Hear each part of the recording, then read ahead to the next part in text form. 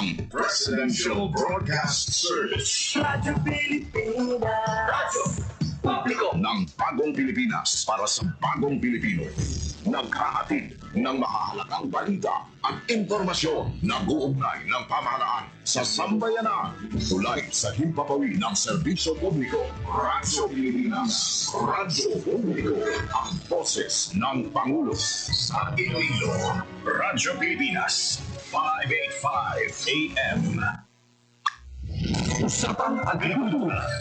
Ang inyong source of daily agri-news. Talakayang siksik sa kaalaman. Atin ay impormasyon mula sa pamahalaan. Pagpapayaman sa ating mga likas na yaman para mas mapaunlad pa ang isa sa mga paunahing kabuhayan sa ating bayan. Usapang Agrikultura. Dito lang sa Radyo Pilipinas.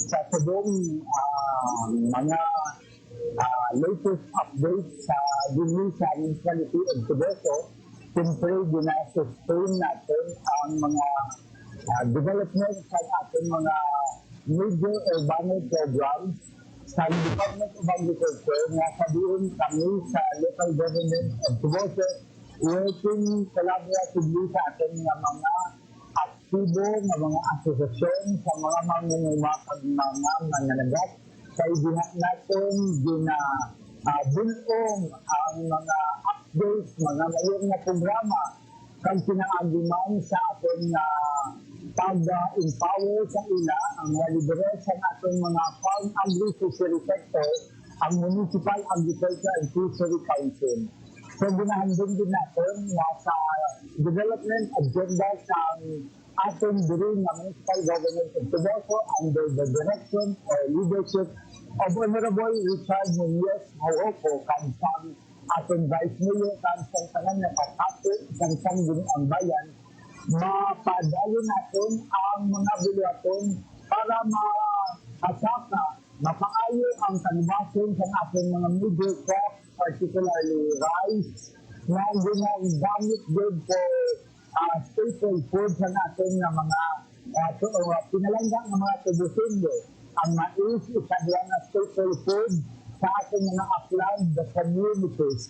Bisan pa may mga area kita na gina-develop ang high-value crops sa organic agriculture na climate resilient, kaya ginasundan natin din sa Municipal Agriculturist Office ang pag-implementar sa adaptation, mitigation, and initiatives in agriculture sa Department of Agriculture sa inindot na klase sa programa na nadalang tao na climate-based na sabihin nalikawan ang mga kapyerdihan. Gina-ensure din natin ng ating mga pinalangga ng mga mamumuba, ng mga stakeholders natin pag mananagat sa pag-ensure ng ilagin ng mga kananon considering na nag-aabot ang mga panahon na may mga kalamidad. Napataas-taas natin ang patubas ng ating humay sa nagigad na cropping kay nagbawi kita sunod sa kalamidad sa last year na nagpanubit man sa ating patubas sa rice. Napasalamat kita na with the Department of Agriculture Region 6 na tugayo natin na tagaan sa intervention ang sektor sa ating mga mangunguma sa mais. Sa programa sa Institute na nabailuhan natin, na sundan natin na kambuhan ang mga balidad sa mais, particularly ang white cane, may daw dumaan na din. Hindi na din maayo ang mga balidad na kita ko dito sa bukid. That's why the great appreciation sa DA RFO6 with Director Dennis Arcia na sa iyang napagsabat sa letter of intent sa natin na nagligan na pinalanggang ang malura Honorable Madina Maranginaw ito na ipanamion natin ang panibasong pamais. Ang Rice Cluster Program, isa siya sa programa nga open strategy and approach na sabihin ang ating programa tanan sa RCEP, Rice Competitiveness Enhancement Program, mahapos mangindusol na ang ating mga leaders, mga chairpersons ng ating nagkalain-lain na mga rice-based associations, update sila. Not just only sa programa, kundi man technical update na sabihin ng climate resilience at mag-guide natin sila kay kinahanglanon din ang servisyo extension support towards dito sa ating mga mamumuma na kinahanglan expose ang ating mga agriculturists. That's why we keep on reaching out sa ating mga associations din sa Tuboso. Kung tungod sa mga previous calamities, madamo ng mga lugar na nagkalatumba, kag dinainforma natin kay tungod ang Tuboso ng fourth largest coconut producing municipality. With the Bureau of the Philippine Coconut Authority, ginaamat-amat natin na if possible, kaya muna dinipupos natin, tulisan ang mga gulang ng mga lugar, can i-replace ang mga kaligihan na napiyerdi sa mga kalamidad. And with all other agencies, particularly the Provincial Veterinary Office and with DA, ang ating livestock and poultry industry sa aming diri na pag-recover, sa aming diri na paglantaw sa development agenda sa Banwa, diri makabawi ang ating mga mangingiba sa pagprodukto sa mga kasapatan na quality ang ating mga kasapatan. Karabaw, baka, kag ma-improve ang mga breed sa ating mga local na mga breed sa mga kasapatan. Kaya dapatikali ang local economy sa Tuboso sa agriculture and fishery sector, ang sa livestock, kaya kung nadigya daw dako ang ilang na mag-ginansya. No, kanindot din ang disease management with the Bureau with the Provincial Veterinary Office. At sa tingin na tuwid, we are so much grateful na isa ang Tuboso sa mga na-qualify sa lead program sa DA, amuna na may arantisan na ginapaabot na implementation sa Cattle Multiplier Farm. Kanindot na programa na ang Cattle Multiplier Farm will be a vehicle na papasalyog natin ang pagpadamo ng pag-improve sa breed sa mga kabakahan paaginan sa atin ng mga asosasyon. With the Bureau of Fisheries and Aquatic Resources, binalantaw natin yun na ang ating vulnerable sector sa kalamidad tungod sa madamong nga bagyo ang ating mga mananagat. Ang alternative livelihood dinapropose ko din na i-enhance din sa ating mga future associations kaya kung may mga bagyo, mga disasters, dapat may kuwaan sila sa ila mapag-adlaw nga mga basic needs kaya hindi sila makapalayod. So, pero naging main resources sa Biapo natin with coastal resource management and fishery program implementation with the Bureau of Fisheries and Aquatic Resources, ma-improve man natin ang inyong na sektor natin. Ang isa na ginalauman namin ang 2026 na naka-line up na program with AMAD, Agribusiness and Marketing Division sa DA, ang implementation sa livestock auction market. Bilang Vice President sa Provincial Livestock and Poultry Association of Negros Occidental, ako ang isa na nagaduso na pasalugon ang agribusiness and marketing intervention ng Department of Agriculture sa Bureau of Animal Industry because ang hinta lang sa sagod na sagot sa sapat but hindi sanyog ang ating marketing and agribusiness intervention. So, muna ang mga with other plans and programs ang ating Banko ng Mayor, hopefully, mapanahi pagod natin sa aiming na ang third class and naging second class municipality with the agri and fishery sector naku ang iya contribution towards sa pag-asenso sa pagtuboso ng mga third class municipality na muna ang handong sa ating local government officials headed by Mayor Richard Hawoko. Appreciating everybody na nag-collaborate and nag-gulog din sa amon para inakanan will be down to agricultural productivity and food security program of Tiboso. Mayong hapon, kain salamat po.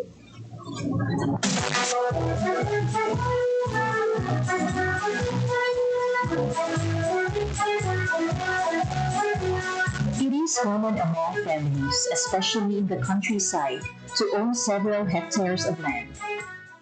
Mostly were inherited from the older generation and passed to the later generations.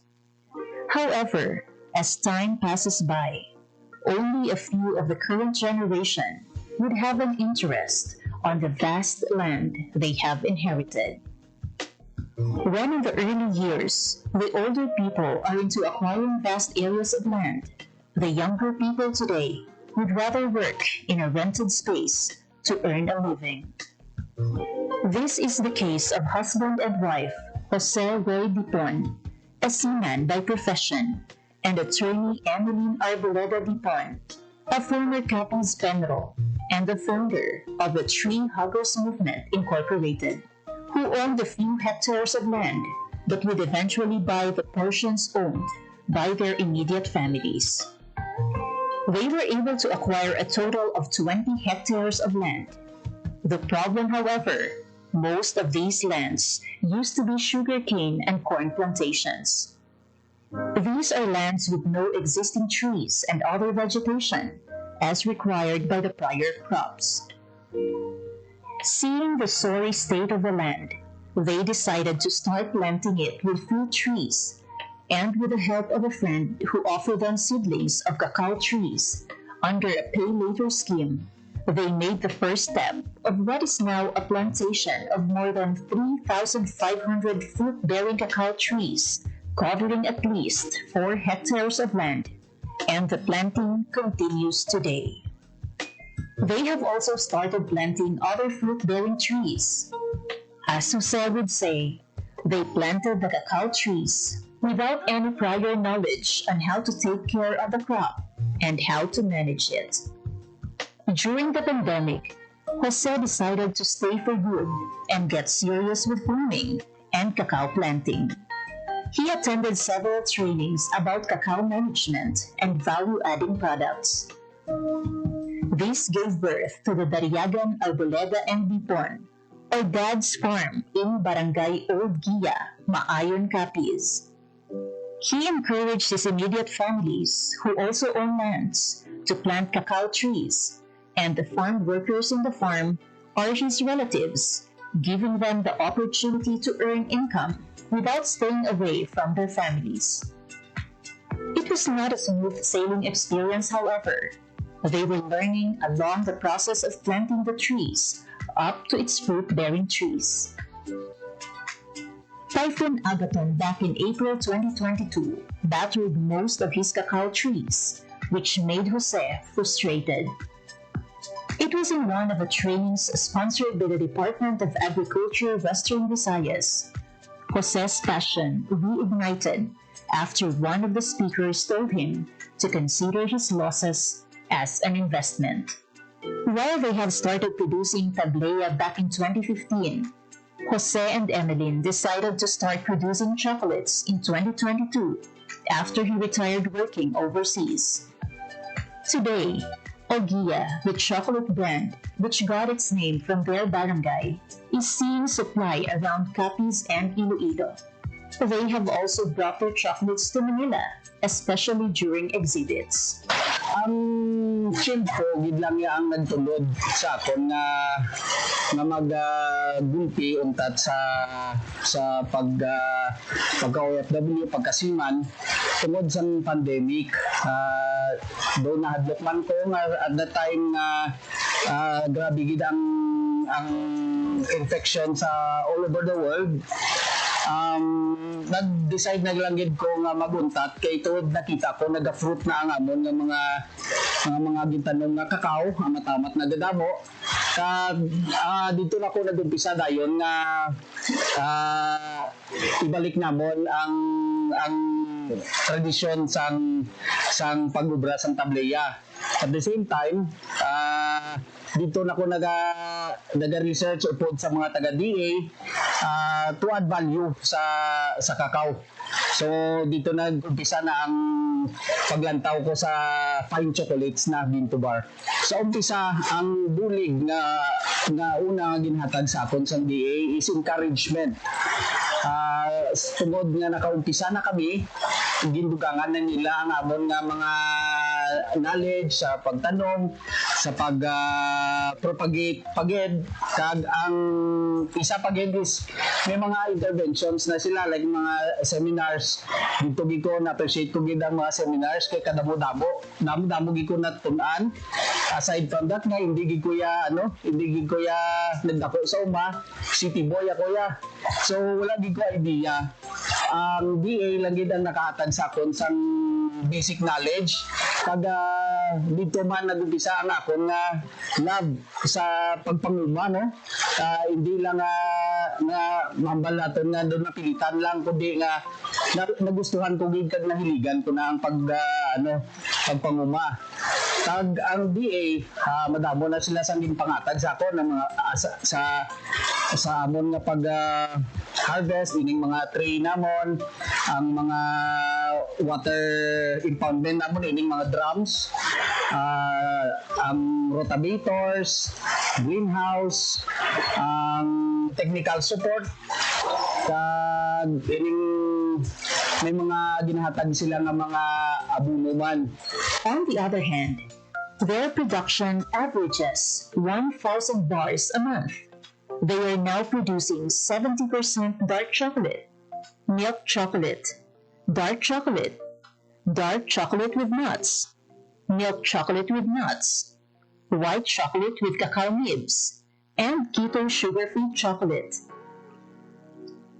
In the recently concluded Cacao Congress in Cebu City, Dad's Farm Chocolate placed third in the Philippine First Flavored Tableya Making category out of 25 MSMEs in Waterfront Hotel Cebu last July 29, 2024.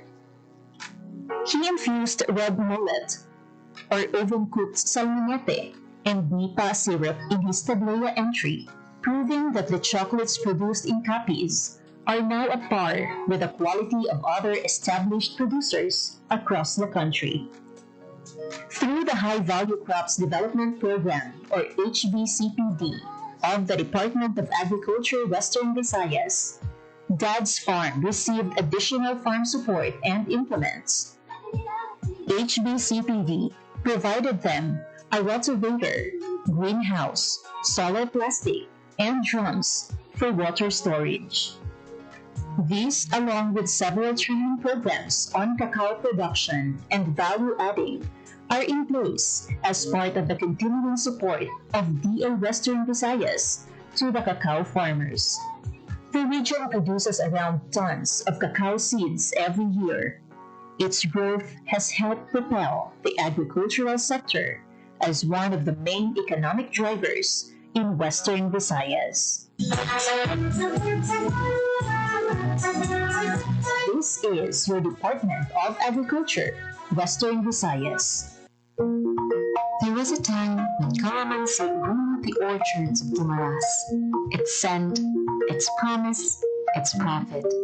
But as years passed, the trees bore fewer fruits.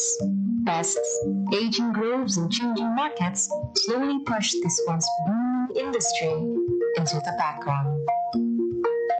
For decades, calamansi farming was a way of life in Gumaras.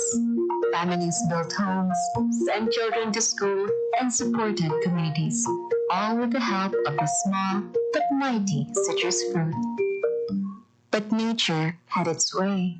Trees aged, pests spread, and many farmers turned to other crops, hoping for more secure returns.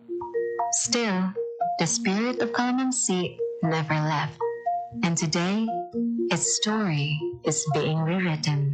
Sa unaya, ang amon nga production sang kalamansi, syempre gamay kumpara sa subong kay sa unaya yang dapila pa man ang kapuno kaldayon ang amon nga mga hindi makasang sang kalamansi amon nagyapon ang ginadala sa Bacolod kay ginadala sa Iloilo dayon nakita man namin nga daw nag-amat-amat ni siya namin ang income tungod nga daw damo naman ang nakabakal kay tungod nga damo naman sa mga production sang kalamansi diri sa Guimaras ti amo na nga mga processing nga nga production ti amo na nga daw na-expand kami na sang amon nga nga tanom kag nakita mo namin nga man ang income during sang peak season tapos damo man ang nagabakal di mo na nga maka-income man kami kag mabawi man ang among mga gasto sa abono kag sa patanom namon. Ang kalamansi grower almost na 7 years starting until now. Ang pagkakalamansi kailangan hands-on goods, hands-on tiyaga tapos dedication sa pagkakalamansi tapos sa una ang kalamansi sa mga seasonal lang sila compare now kailangan may technology bago nga technique na mapabunga mo siya sa off-season. To bring calamansi farming back to life, the Department of Agriculture, through the Provincial Office for Agricultural Services or POAS, stepped in with more than just seedlings. They brought technical know-how, a roadmap for recovery, and a renewed sense of purpose. From providing quality planting materials to hands-on training in pest management and tree rehabilitation, POAS helped transform struggling orchards into thriving farms once again. Farmers also received post-harvest training and access to support facilities, making sure every fruit harvested is fresh, clean, and ready for the market. Okay. Now, for the specific intervention sa calamansi industry sa probinsya sa Guimaras, the Provincial Office for Agricultural Services is crafting a roadmap dated 2025 to 2029. Now, this roadmap will give the direction sa aton calamansi industry sa probinsya by identifying the challenges and what would be the specific intervention would become up. So we conduct focus group discussion with the calamansi growers para sa ila mismo magahalin kung ano bala ang problema, ano ang ugat sang problema nila kag amo na siya ang hatagan sang solusyon sang probinsya sang Guimaras. But no intervention works without the hands and hearts of farmers. They are the real drivers of revival. Working together through cooperatives, they embraced better practices. Their dedication is now bearing fruit. Si GBMPC nakabuligid sa kalamansi farmers ang Guimaras paagi sa pag-extend sa loan para nga ma-avail sa mga members sa maintenance sa ilang mga kalamansi plantation kag mahatagan man sila access sa market na kung sa diin may kita weekly nga cluster scheduling para sa baligya sang ilang mga fresh calamansi sa kay GBMPC. Today, Guimaras farmers are doing more than just selling fresh calamansi. They're creating value. Juices, concentrates, and a variety of delicious delicacies are now part of their product lines. With support and training, they've reached pasalubong centers, groceries, and even online stores. Farming has become agribusiness. Ako isa ka kalamansi processor sa Barangay Rizal, Hordan, Guimaras. Ang akong association, iya sa Guimaras Bag Growers Association, kag Poblacion Farmers Association sa Hordan. Mga supplies ng kalamansi ginakuha ko sa among mga members na nag-produce sa ang mga kalamansi growers. Inspired gid sa akon sa pag-produce ng kalamansi, pag-process ng kalamansi juice. Amo ang pagbulig sa akon mga member farmers nga pag mag-oversupply ang kalamansi, hindi sila madunutan kag hindi makadto sa wastage ang ilang mga product. And along the way, nakita ko ang needs ng kabataan na kinahanglan ma-avoid nila ang mga sodas. So, nag-decide ako nga mag-supply sa central school, sa mga elementary school children. And nakabulig man, more or less nakabulig man sa akong income. Aside nga ang kabataan, makainom sang healthy drinks. But revival is just the beginning. To keep the momentum, the Department of Agriculture and POAS continues to lead the way, helping farmers integrate calamansi into diversified farms, improving nursery operations, and strengthening market access. It's a long-term vision of sustainability, where tradition meets innovation and every orchard becomes a livelihood for generations. So, in terms of the challenges in the low yield production in calamansi industry in the province, the provincial government procured a farm production inputs like the organic and inorganic fertilizer. So, pag ma-identify na namon si farmer, we're going to go mag-visit sa ilang farm, i-assess namon kung ano ang really nga needs nila. Tapos dira kami maghatag sa amon nga specific nga intervention based on the actual scenario sa ilang farm. Through POAS, may ara kami sang naka-reserve nga buffer stocks of the pesticide and insecticide. So ang himuon ng farmer is mag-submit siya sang report nga may infestation sang specific nga peste sa iyang kalamansi, and then ang POAS is magkakato sa ilang farm ka maghatag sang nagakaigo nga technology upod na ang mga pesticide and insecticide. Limited market access. Amo na siya ang isa ka dako gid nga challenges nga ginatubang sang aton nga kalamansi growers diri sa probinsya. But sa liwat, nagapasalamat kami sa Department of Agriculture through high value crops and F2C2 nga sila naghatag sang processing center diri sa isa ka cooperative sa probinsya sang Guimaras. Now, ano ang makabenepisyo sina? So, ang mga farmers naton sang calamansi growers is direkta nga pwede makabaligya sa cooperative, which is the Guimaras Brethren Multipurpose Cooperative. And then, the Guimaras Brethren Multipurpose Cooperative, amo na siya man ang mag-cater sang other nilang nga supply, kaya ginabaligya man na siya outside in the Guimaras. So, ang role ni province is to connect the farmers into the cooperative. From struggle to strength, from decline to resurgence, calamansi in Guimaras is more than just a crop. It's a story of resilience, reinvention, and the enduring spirit of a farming community that never gave up. The future is bright, the fruit is green, and the comeback is real.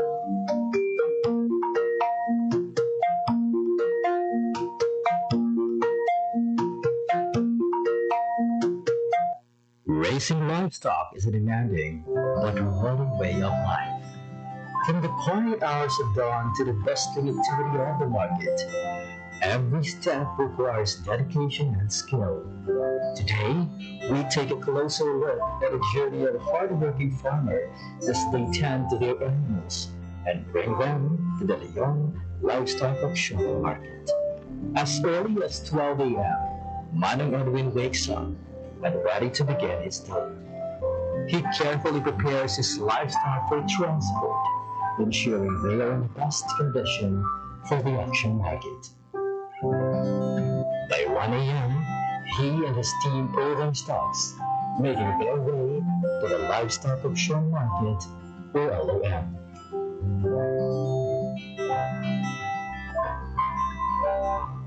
Selling livestock is not just about bringing animals to market. It's about careful selection and preparation to get the best price possible. Sellers and buyers start arriving, eager to engage in the bustling trade.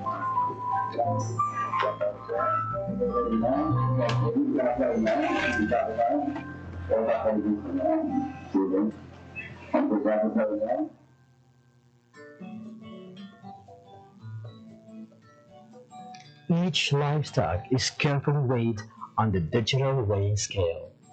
After weighing, every animal is assigned a number, making it easier for buyers to track their chosen stocks.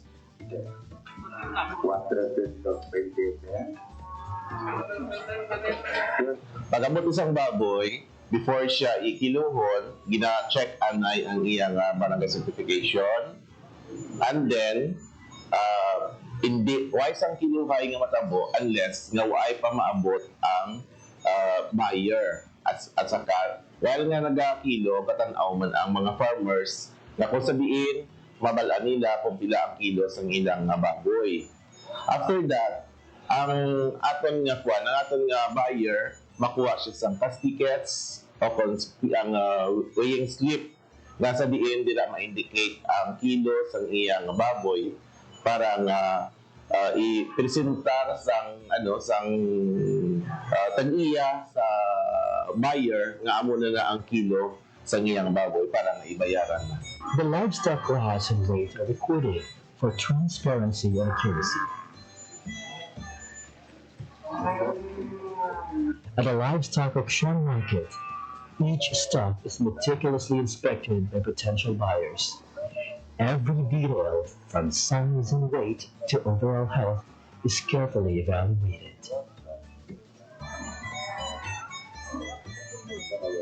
As the bidding process unfolds, buyers compete for the best livestock. In the end, the highest bidder secures the stock, ensuring a fair and competitive marketplace. Ang advantage kid ma'am kay man sang before ang mga baboy yawan kami ka pangita kang amon nga kung sino ang mabakal usually ga sa tinda lang ang dalaganan kano mo gadlagan ang tagiya sa market and then ipa sa manog iyaw. Unlike subong kung may auction market may mga buyer kita halin sa sagwa sa mga city pag sa ibang pang lugar nga nagakadto diri. So hapos lang gid ang pagbaligya sang baboy ka mga tao diri sa Leon, usually mga member. Ang NEPA kagang mga member ya nagapasalamat gid sa LOM kay man naging matawhay, naging mahapos sa amon kung paano namon ibaligya ang amon mga baboy kagang presyo hindi kami mapirdi kang presyo sa pagbaligya ka baboy. Kaya man sa una, ang baligyaan ay pamata lang, tapos kisa hindi pa sigurad ang kung pila kiloya. So, kung sumahon mo kisa sa may kapital mo ngagin isa pirdi ka pa. Unlike may loan, makakita ka mga buyer nga alin sa kuha, pag hindi masyadong mag-stagnant amon baboy diri sa Leon. Kaya siyempre may mga buyer kita kay kung ang tinda lang hindi man kasarang kung kay sa pagkadamo ka agresya diri sa Leon. A long-standing tradition of livestock trading thrives in Leon, Iloilo. Established in 1978, the once named Ascarabalan has evolved into a vital economic hub, the Leon Livestock Auction Market, supporting farmers, traders, and the local government. From January to July 2024, The Leon Livestock Auction Market recorded a total transaction value of 177,740,900 pesos. The highest revenue came from hogs, contributing 78.1 million pesos, followed by cattle at 62.2 million pesos, and carabao at 33.6 million pesos. This continuous economic activity highlights the market's vital role in sustaining local livelihoods and regional agricultural growth. Just to give you the idea, even before, we have challenges now facing in the management of our livestock auction market. Well, one of those is the limited facilities that includes the shed, and then the problem on drainage, and then the manual weighing, of course. Before, we've been doing that. And also, the limited access of the traders now because of lack of promotion. And we have a long duration of transactions during that time. It took the personnel around 10 hours, just to complete the transaction, or just to just to give the services to our clients as well, and also a limited revenue. I am appealing, nagapangabay ako sa mga pumuluyo natin sa Banwakang Leon that buruligan natin dyan. Not only nga nag-benefit kita, kang atin nga pangabuhian di dyan, kag ang atin nagigada ginalantaw nga mas makabulig pa din sa economy kang atin pumuluyo. Kami naman di dyan sa munisipyo lokal, kang Banwakang Leon, rest assured that we will do our best as mayor of this town. Himuon naman ang tanan-tanan para mas ma-improve pagid kag kilalahan ang Banwakang Leon, not only the summer capital of the province of Iloilo and the fruit and vegetable basket of the of Iloilo, but the livestock hub of the province and the whole Philippines. From a small trading post at the back of the municipal hall to a thriving livestock auction market in Barangay Talapungan, the Leon Livestock Auction Market has continuously adapted to the needs of farmers and traders. With the support of the Japan 2KR project and local government investments, the market has undergone major upgrades.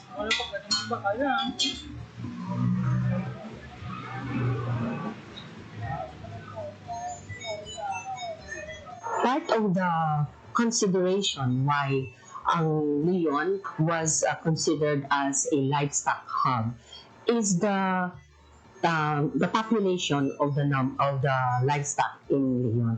Actually, if we try to look at statistics, would say that municipalities of Leon and Cabatuan are the major livestock producers in the province of Iloilo.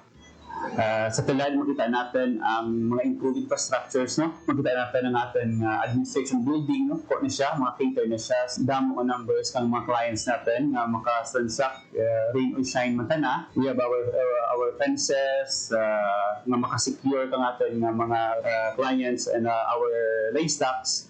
And makita man natin sa tulad, simentado rin ang ating selling area kag ang mga dalan. So, very comfortable rin mag-transact ang ating mga farmers and traders sa ating livestock market. Secondly, ang ating improved animal shed. So makita natin mas organized rin ang ating livestock market. Naka-separate ang mga large ruminants natin ng cattle ng carabao. So may area mata na allotted for hogs, for goats, and for our poultry. Sa tulad, we're very fortunate na may digital and calibrated na weighing scale. So diin na mas transparent yung tana in terms kilo, no? Makita na din farmer once kilo na sapat, no? Pag mismo si buyer makita na kung talaga yung kilo ka sapat. And we have also our improved system of operation. So kauna gaw sa kami sa 4 pero nag-end kami alas 2, no? Alaw na. But for now, nag-end kami sa kami alas 4, nagatapos kami 7 to 8 a.m. So rin so yung mga transactions, so mga baka na nabili dyan subject for pick up rin kang mga buyers.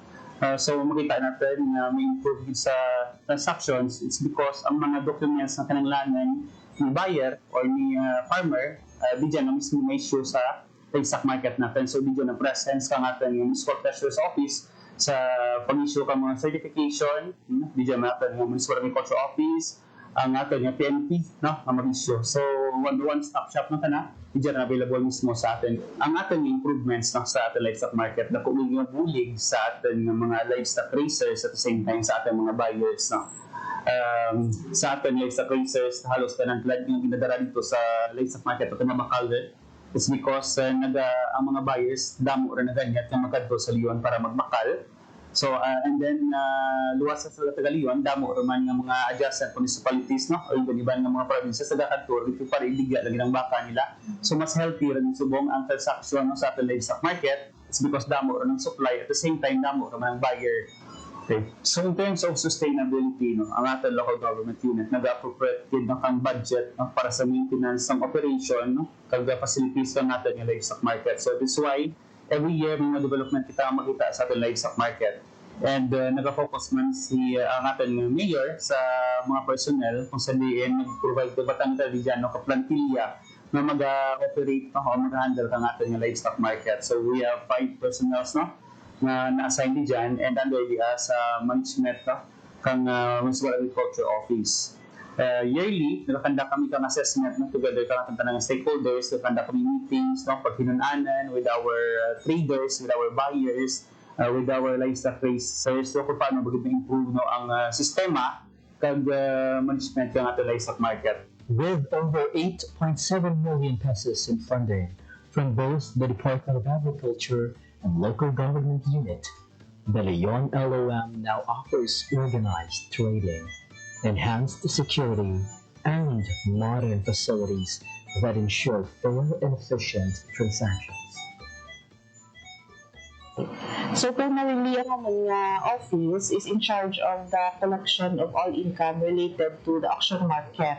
So may mga employees, kami may mga personnel kami nga naka-fill dito, kag sila ang nagapang issue sa receive sa payments and naga-issue sa resibo or cash tickets sa mga payers or mga clients natin dito sa market. At the same time, kami man ang nag-record ng income, kag nag-monitor ka income, kag kami man ang nag-deposit ka income sa banks natin. So, for auction market, nag-collect kita kang entrance fees sa mga nagasulod na mga ruminants, minatawag ng gano. And then, nag-collect man kita kang weighing fee. So, kung magamit sa nakakiluhan para magpakilo, nag-collect man kita. Also, yardage and transport fees. So, mag-in and out gani ang mga baboy or baka, nag-collect kita kang transport fees nang or transport clearance. And may man kita, ownership, kung magpa-transfer ka ownership, may ginabayad man. And kung ako magpa-certificate of ownership, but also magpa-transfer kang ownership, may ginabayad man. So, ang ownership of transfer, mostly regulated by Bureau of Treasury. So may share si Banwa, may share man si Bureau of Treasury. Sa sa transfer of ownership lang ang mga cattles natin. So firstly, ang sa transparency, what we did was to put tarpaulin signage outside in the lomyo. Kung makakadto ka mo dito, you will see. So nakabutang dito specifically kung pila ang ginasukot for entrance fees, pila ang ginasukot for transfer, para transparent sa mga pumuluyo kung pila bayad dapat, no, para ma-avoid ang mga overcharging. And also, ginaremind din naman ng mga nag-post man kami dito nga always ask for receipt. So, this is to ensure na kung ano yung nabayad ka mga farmers or mga pumuluyo, nagasulod kita na sa may kang banwa, sa tundo ka banwa, no, para magamit natin sa mga picture ng mga projects. So, ang part ko nga ito na income sa atin na auction market is exclusively used sa market na mismo, no? So, why ka na nag-inform? But part of it, nag-inform ka na sa general fund ka munisipyo. So, for example, mga entrance fees, kag mga kilo, ang makulat naman din dyan, ginabalik din naman to reinvest sa may auction market natin. And also, aside from that, ang mga pundo nga halin sa national na ma-receive natin, ginaano man natin to improve ang ating auction market. Once a stock is sold, it is transferred to the holding share while necessary documents are processed. Before finalizing the sale, sellers and buyers must complete all required certificates, permits, and clearances. These include the disinfection clearance, animal health care certificate, and the local transport permit. Additionally, necessary fees such as the permit fee, municipal business tax, garbage collection fees, and environmental fees must be settled. With all documents and payments in order, the transactions are completed, ensuring a seamless and efficient livestock trading process at the LOM. Behind every thriving livestock market is a team working tirelessly to keep things running smoothly.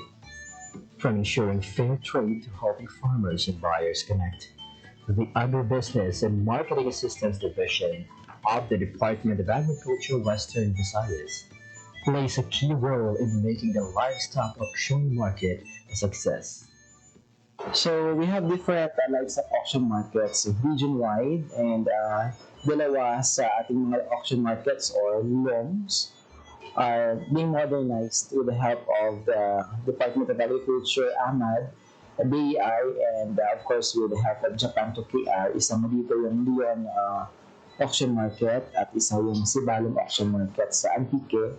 So we are regularly conducting progress monitoring ng ating project given it's a very important trading center for our livestock animals, especially dito sa probinsya ng Iloilo. And as our indicator sa kanilang performance, we are regularly monitoring the transactions. Yung volume ng transactions natin sa auction market, we are also coordinating with the AI when it comes to animal welfare. So kailangan natin i-secure na yung mga animals or livestock na dinadala sa ating auction markets are properly proper yung handling. So, isa yun sa ating sinusecure. So, part yun ng ating capacity enhancement sa ating mga management team or staff doon sa LGU Leon na mayroon tayong allocation when it comes to repair and maintenance. So, kailangan natin i-repair and maintain ang ating system, the facility, because it's a shared facility for our livestock industry players, especially for our farmers, na may napupuntahan silang tamang auction market to give them the right compensation and pricing sa kanilang animals. So we're also securing with our AMAD that we're conducting annual assessment and monitoring and planning workshop with our auction markets region-wide. So Leon is really playing a pivotal role when it comes to the livestock industry. So we already established the role as one of the most important trading centers. So, hindi lang yung municipality o mga tradera. So, neighboring municipalities are coming there because isa sa mga advantage natin as what I've mentioned is yung transparency when it comes to the weighing sa ating mga livestock na pinapasok sa ating auction markets. The Leon Livestock Auction Market is where farmers and buyers meet to ensure fair trade and sustainable livestock production.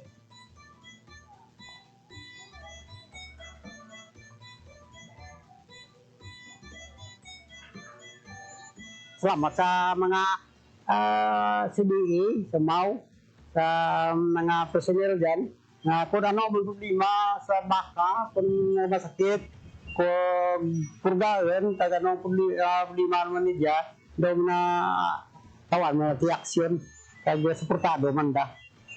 Kung problema, kaya ang amoy na gani nga, dapat kaya nga buwan nga, isa pa pirma naman, nagpo-police sipyo para sa pulis, pitlaga may ada pulis ni kantor niya naman, kay para biyay lah, for shipment, available, so para okay, may problema, man naman dyan, baka ito ang tao, sige man gapon nga balik ka.